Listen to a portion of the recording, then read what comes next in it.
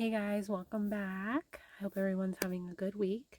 I'm still a little sick. I know you can hear it in my voice and when I talk. It's not fun, but hanging in there.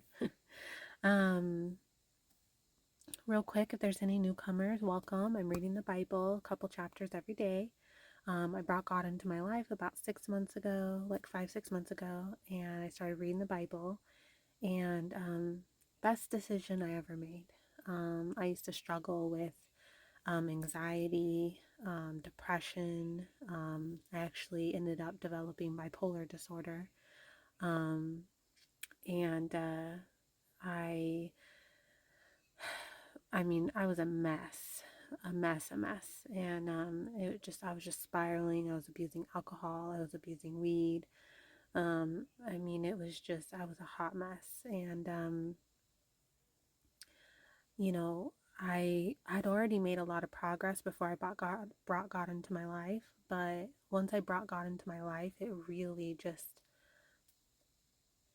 I don't even know how to explain it. It's like he just opened my eyes to all these things and then just gave me you know, like opened my eyes to all the good things in life and and like showed me the way to get away from all of that, to not crave any of that, to not miss any of that, to heal my anxiety, heal my depression.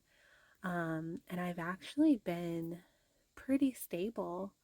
Um, and my anxiety's non existent pretty much since I brought God into my life. And it wasn't something that happened overnight, it happened over the past 5, 6 months.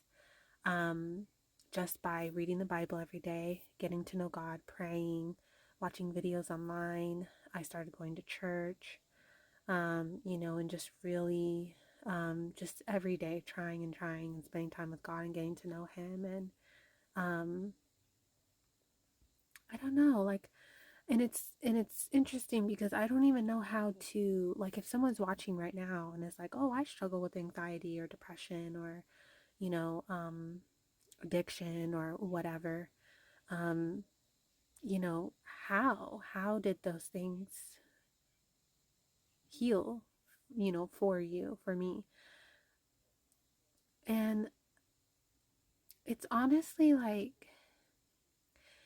it's one of those things that it's like you have to experience it for yourself.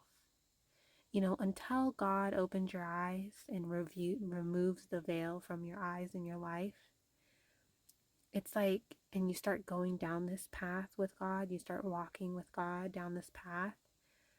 It's like it's hard for you to like understand, because I used to be that way. My husband used to talk about God and all this stuff with me, and he sounded nuts to me. I even told him, I was like, gosh, you sound like you and your family are in like a cult. It was just awful. But now that my eyes have been opened and the veil's been removed, and I'm not blinded by the enemy anymore, and I'm actually going down this path with God, it all makes sense now. And um so, and then also too, just having faith in God and knowing He's going to take care of me and everything's going to be okay. That alone, leaning into that, really helped my anxiety, because I didn't have to worry anymore. I didn't have to worry about the what ifs anymore and all the possibilities of things going wrong, because I know that God has my back and He's going to take care of me and everything's going to be okay and everything's going to happen as God wants it to, as long as I lean into that and let Him take the wheel and I just follow His guidance and what He has planned for me in life. And so, if you're struggling and you don't have God in your life, but you're, wanting to give it a chance, like I did, really the best place to start would be to start reading the Bible every day, a couple chapters a day. I'm not perfect. I've missed days here and there, but I've tried to do every day. And then um, praying to God. Um, just start. There's no right or wrong way. Just start talking to God. Find somewhere, in your car, in the bathroom, in your closet, somewhere, your bedroom, somewhere where you can get some quiet time, even for a few minutes, and just start praying to God. And just ask Him for help, ask Him for guidance, ask Him to open your eyes, ask Him, to help you get to know Him, and just start there and start with reading the Bible and um, just give it a try for a couple weeks. And, you can't expect it to change overnight. You can't expect God to help you heal your anxiety and your depression or addiction or anything like that overnight. But there are some people I've read that, God has helped free them from their addiction and their problems quickly. So, you never know. For me, that's not been my experience. Mine was over the past few months. It wasn't like overnight. Um, so, whatever God has planned for you, God has planned for you. But I'm saying if you don't know where to start with these two places: praying and reading the Bible. And then just follow God's guidance from there, and He will show you what to do and guide you. So, um, and if you're, not knowing where to start with the Bible, you can join me. I have from day 1 to current on my playlist in my channel. Day 1 and 2 are the only days that don't have the recording of the chapters for those days, so you'll have to Google those days, chapters. But other than that, you can follow along with me. Um, you might relate to some of the issues that I've gone through so far in newly bringing God into my life and reading the Bible, because it's a little difficult at first. Not gonna lie. It's a lot to take in if you're just barely bringing God into your life. So, you're welcome to do it with me. You don't have to do it alone. Um, you know, um, so I don't know. If you're struggling at all and there's any part of you that's like, nothing I'm doing is working, I feel hopeless, I don't know what to do, I don't know where to turn, I don't know, nothing's working, um, I've tried therapy, medications, different kinds of therapy, hypnotherapy, medications, doctors, natural ways, meditating, I've tried all kinds of things and nothing ever worked long term except for bringing God into my life and reading the Bible. Because part of bringing God into your life and having a relationship with Him is reading the Bible. There's just no way around that. And I know you're like, well, what does that have to do with anything? Trust me, when you start down this path and you push through the first couple weeks or, month or two, you will begin to understand over time why the Bible is important and why you have to read it. So you just need to, just jump in and give it a chance. Because, if nothing's worked for you so far, this is free. Reading the Bible and praying is free. It just takes a little bit of your time. So if nothing else is working and you're really desperate to get better and you really want to get better, give it a chance. What do you have to lose? A little bit of your time? Why not? Give it a chance. You never know. And I hope that, you know, this is the right time for you to bring God into your life and He opens your eyes and He, um, lifts the veil from your eyes. Because, you also have to remember, you know, um, God has His own plans for people. Some people He helps quickly and some people it's a little more over time. I've read about people who, for example, struggled with addiction. And I've read people that God has healed and set free of addiction quickly, like in one day, overnight, and then they never touched it again. And then there's some people where it was more of like a progression, it happened over a little bit of time. So don't don't have expectations for, okay, God's gonna free me immediately. Just be open-minded and just trust that God has a plan for you, and God knows what's best. And if you have trouble trusting like I do, just go off the fact that nothing else has worked, and this has helped millions of people turning to God and the Bible. So, obviously there's something there. So give it a chance, a little bit of your time, try it out for a couple weeks, a month or two. Just give God a chance. You will not regret it. Please just give him a chance. And like I said, you don't have to read the Bible alone. If you're not ready, when I first brought God into my life, I didn't really want to talk about it with anyone. So I read the Bible alone, privately. I didn't talk about it with anyone. I didn't go to church at first. I watched videos on YouTube. I prayed, and then eventually, as I got more comfortable and more open about it, I talk about it now. Um, but, you know, you don't have to comment. You don't have to, be interactive with me to read the Bible with me. You can just follow along with my videos. And, if you're not ready to talk about it or go to Bible study or, ask people, you can do it privately. It's free, it's just a little bit of your time. And then don't forget to pray. And, like I said, there's no right or wrong way. Just get started. And you can always ask God for help. Say, hey, I want to pray. I want to reach out to you. I want to believe in you, but I don't even know where to start. I don't even know what to say. Just be genuine about it.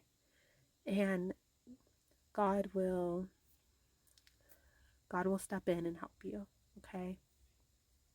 I really hope you give God a chance. You will not regret it. But you have to really genuinely give him a chance. You can't be like,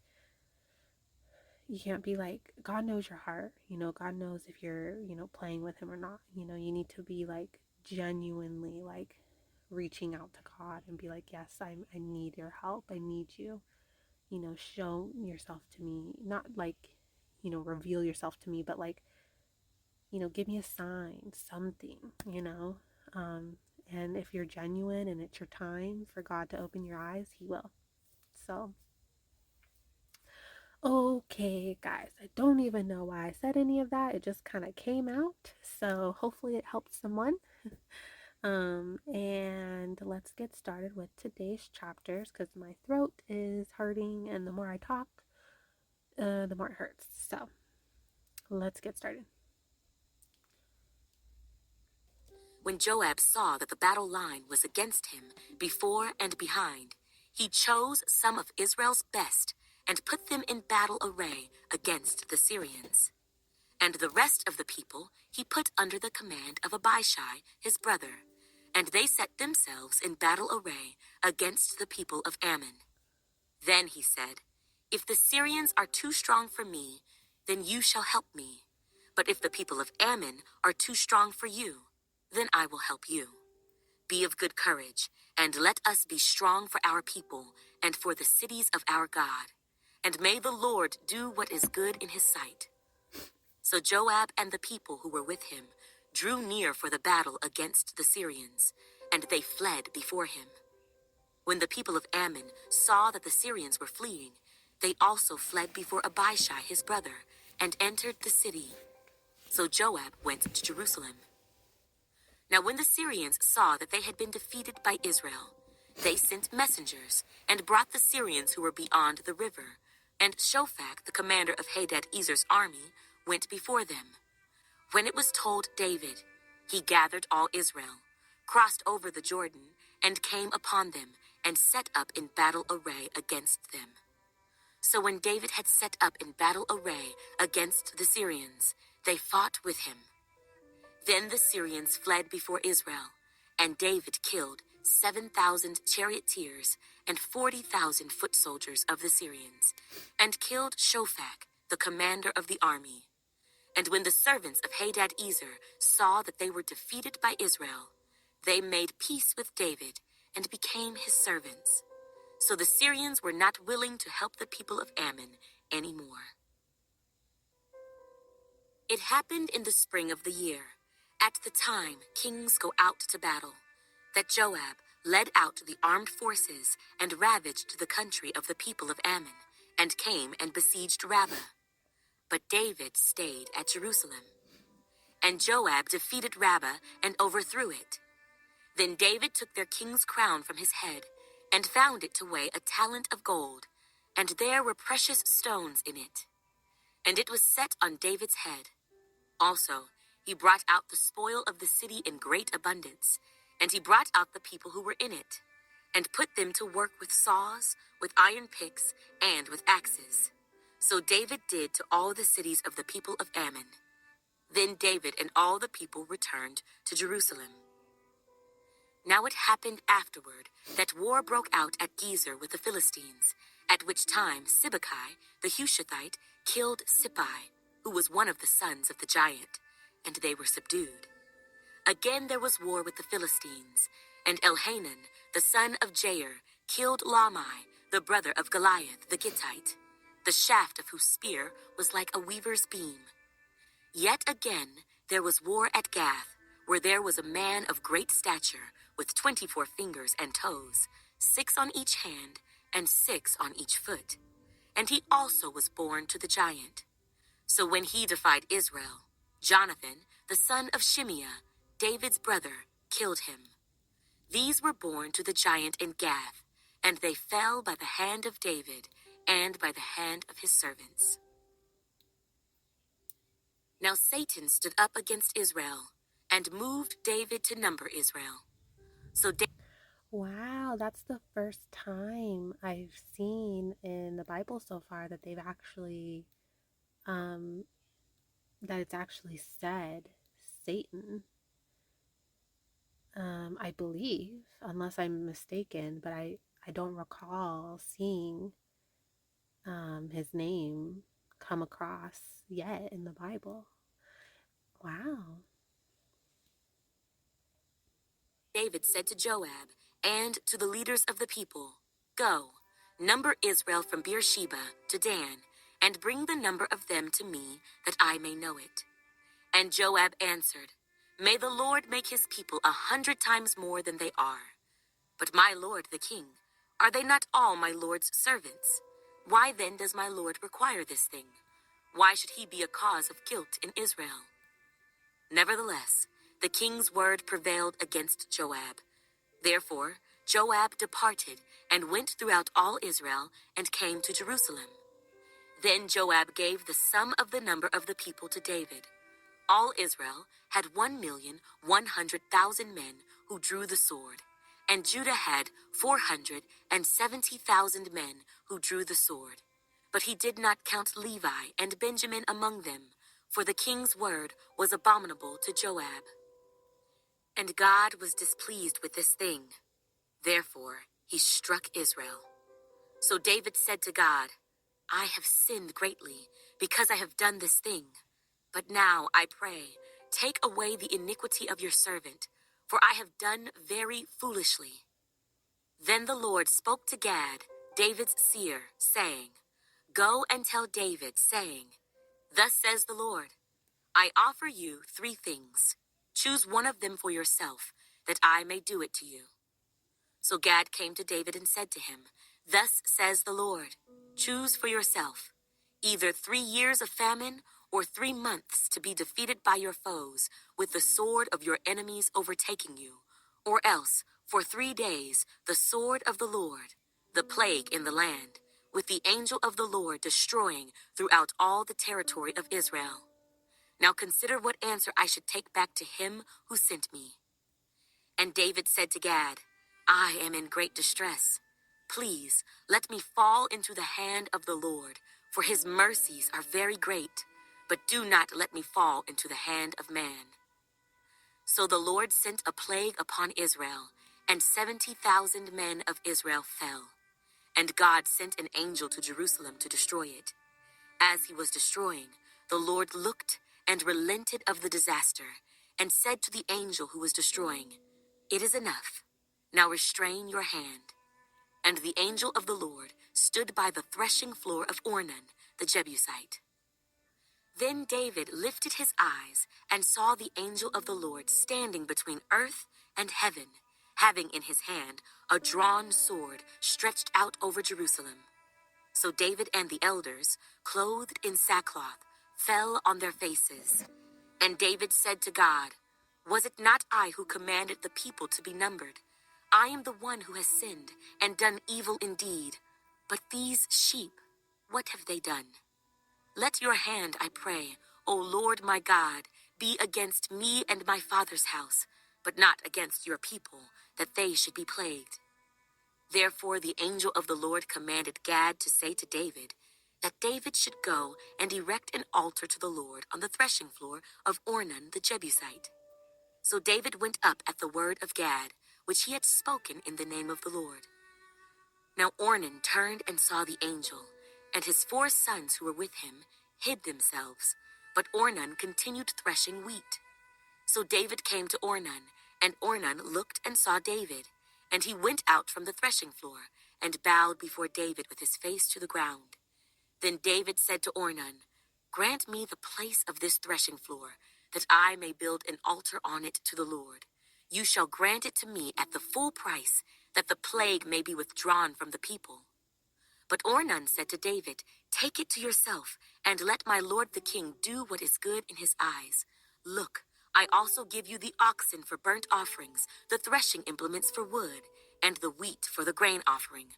I give it all." Then King David said to Ornan, "No, but I will surely buy it for the full price, for I will not take what is yours for the Lord, nor offer burnt offerings with that which costs me nothing." So David gave Ornan 600 shekels of gold by weight for the place. And David built there an altar to the Lord, and offered burnt offerings and peace offerings, and called on the Lord, and he answered him from heaven by fire on the altar of burnt offering. So the Lord commanded the angel, and he returned his sword to its sheath. At that time, when David saw that the Lord had answered him on the threshing floor of Ornan the Jebusite, he sacrificed there. For the tabernacle of the Lord and the altar of the burnt offering, which Moses had made in the wilderness, were at that time at the high place in Gibeon. But David could not go before it to inquire of God, for he was afraid of the sword of the angel of the Lord. This whole story um was mentioned, previously, but there's like little tiny details that are like give a little bit more insight, like about the 3 options in the, what was it, first or second Samuel. The options were the same, but there was like a little bit more additional info now, where the if he was to run from the people, in first and second Samuel it said that, but it didn't say that. It made it sound like he was just going to be running from them for like 3 months. In this one it says no, that they'll find him and take him, by the sword or whatever.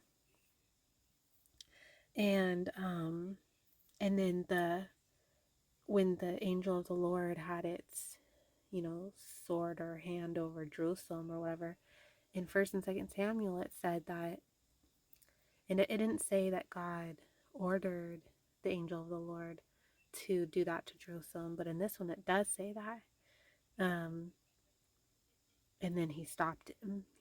I don't know. I just find it interesting how like it just makes me wonder like who wrote First Chronicles. Like from what perspective are they getting this from? Like, is this all from like God's perspective? Is that why we're getting more insight? Because in, I think it was like yesterday's chapters or something, or the day before, it talked about how a part where David was praying privately to God, and it said, what they talked about and what David said. Like how would anyone know that unless God told them? I don't know. I just find it interesting, like the additional insight, the little tiny details that it's like giving more in First Chronicles. Um, to things that we've already read about. It's just interesting to me, but Then David said, "This is the house of the Lord God, and this is the altar of burnt offering for Israel." So David commanded to gather the aliens who were in the land of Israel, and he appointed masons to cut hewn stones to build the house of God. And David prepared iron in abundance for the nails of the doors of the gates and for the joints, and bronze in abundance beyond measure, and cedar trees in abundance. For the Sidonians and those from Tyre brought much cedar wood to David. Now David said, "Solomon my son is young and inexperienced, and the house to be built for the Lord must be exceedingly magnificent, famous, and glorious throughout all countries. I will now make preparation for it." So David made abundant preparations before his death. Then he called for his son Solomon, and charged him to build a house for the Lord God of Israel. And David said to Solomon, "My son, as for me, it was in my mind to build a house to the name of the Lord my God. But the word of the Lord came to me, saying, 'You have shed much blood, and have made great wars. You shall not build a house for my name, because you have shed much blood on the earth in my sight. Behold, a son shall be born to you, who shall be a man of rest. And I will give him rest from all his enemies all around. His name shall be Solomon, for I will give peace and quietness to Israel in his days. He shall build a house for my name, and he shall be my son, and I will be his father. And I will establish the throne of his kingdom over Israel forever. Now, my son, may the Lord be with you, and may you prosper, and build the house of the Lord your God, as he has said to you. Only may the Lord give you wisdom and understanding, and give you charge concerning Israel, that you may keep the law of the Lord your God. Then you will prosper, if you take care to fulfill the statutes and judgments with which the Lord charged Moses concerning Israel. Be strong and of good courage. Do not fear, nor be dismayed. Indeed, I have taken much trouble to prepare for the house of the Lord 100,000 talents of gold, and 1,000,000 talents of silver, and bronze, and iron beyond measure, for it is so abundant. I have prepared timber and stone also, and you may add to them. Moreover, there are workmen with you in abundance, woodsmen and stone cutters, and all types of skillful men for every kind of work. Of gold and silver and bronze and iron, there is no limit. Arise and begin working, and the Lord be with you." David also commanded all the leaders of Israel to help Solomon his son, saying, "Is not the Lord your God with you? And has he not given you rest on every side? For he has given the inhabitants of the land into my hand, and the land is subdued before the Lord and before his people. Now set your heart and your soul to seek the Lord your God. Therefore, arise and build the sanctuary of the Lord God, to bring the ark of the covenant of the Lord and the holy articles of God into the house that is to be built for the name of the Lord." So when David was old and full of days, he made his son Solomon king over Israel. And he gathered together all the leaders of Israel, with the priests and the Levites. Now the Levites were numbered from the age of 30 years and above, and the number of individual males was 38,000. Of these, 24,000 were to look after the work of the house of the Lord. 6,000 were officers and judges. 4,000 were gatekeepers, and 4,000 praised the Lord with musical instruments, which I made, said David, for giving praise.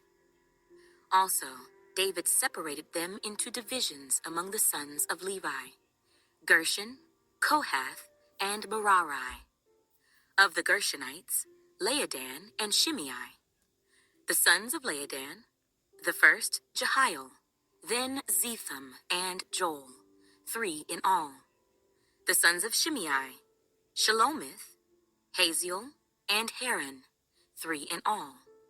These were the heads of the fathers' houses of Laodan. And the sons of Shimei, Jahath, Zina, Jeush, and Beriah. These were the 4 sons of Shimei. Jahath was the first, and Ziza the second.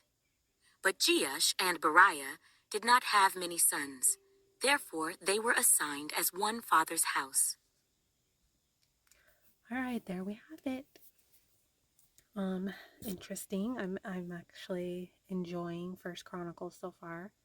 Um, I've noticed that the more I read the Bible and the more I get into this and the further I go down this road, the more I want to read the Bible, the more I'm interested in wanting to read the Bible and understand it and get to know God, and I'm just really excited to see like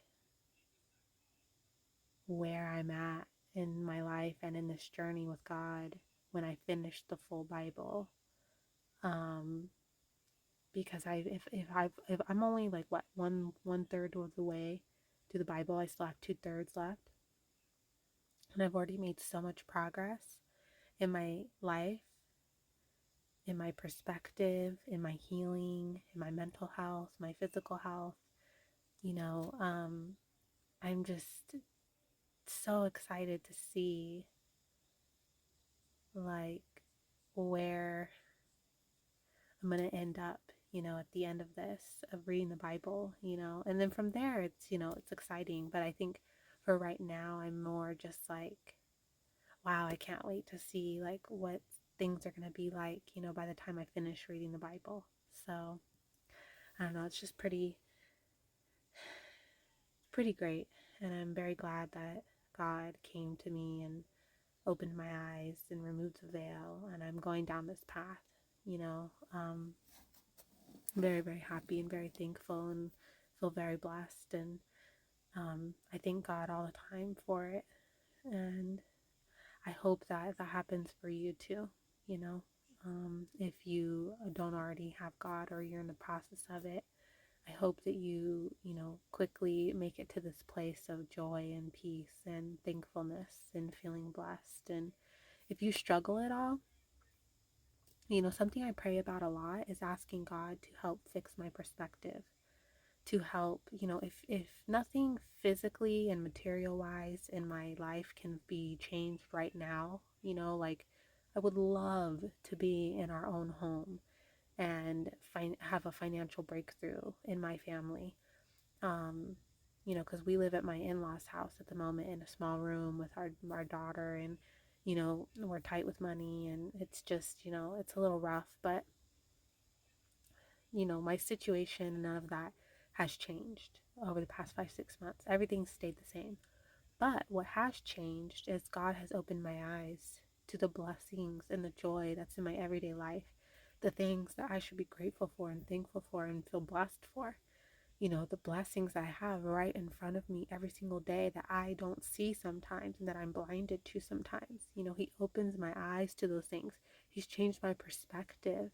He's, taught me how to, he's put me in situations where I've been able to learn so that he can teach me in those situations how to deal with certain people or certain things, how to cope and deal better with, my anxiety or depression or, just my perspective, how I see things, how I deal with things, and um, for that alone, I'm so grateful God came into my life because, it's the worst feeling when you're having a bad day and you're so clouded that you don't even see the blessings you have right in front of you.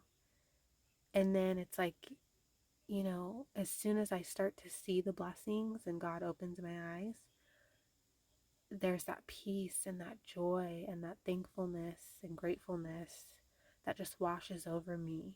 And I could be having the same exact day, but my perspective has changed. And that can make all the difference, let me tell you. So pray on that. If you're struggling with that at all, God will help you. He'll guide you. And a lot of the time he'll put you in situations and then kind of guide you to learn in that situation how to deal with what you're wanting help with. If you're wanting more patience or a perspective change, or how to deal with certain types of people or whatever. He'll put you in those situations and then kind of like guide you and show you, okay, this is how you deal with these things and find peace and calm and patience and compassion and kindness and change your perspective and see the blessings and the joy within life. Because you're not going to learn anything if he just, snaps his fingers and you just gives you patience or just gives you compassion. You're not going to learn nothing. So you have to go through things, situations to learn. It's the same as if my daughter, like I can't just show her how to do everything. Like there's going to be times where she needs to learn how to figure things out for herself.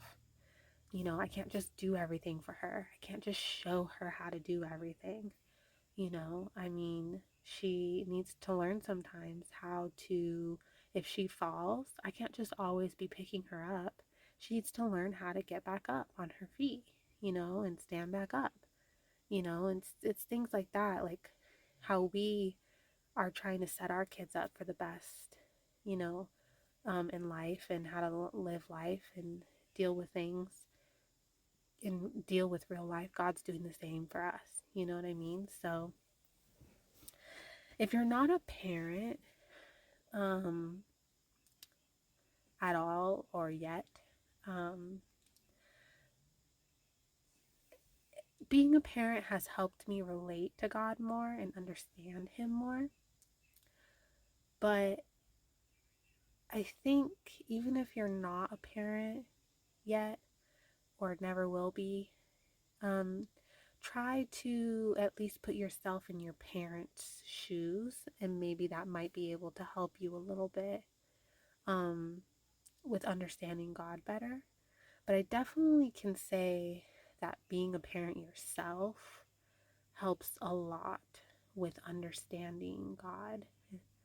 Um, but I don't want to judge anyone's situation. There's some people that aren't able to have kids or whatever their situation is. So I don't want to say like you have to go and have children to understand God. I don't know your situation. I don't want to judge.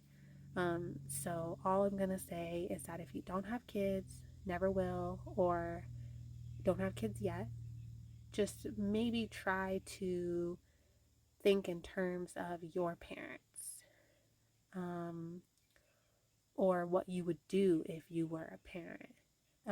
If you're struggling with understanding God sometimes, and maybe that might be able to help you understand Him better. But, and again, always pray and ask. I ask God all the time to help me understand Him better, understand His Word better, help me with that. And so, God's the best person to turn to if you need help with anything, especially the Bible. Um, ask God.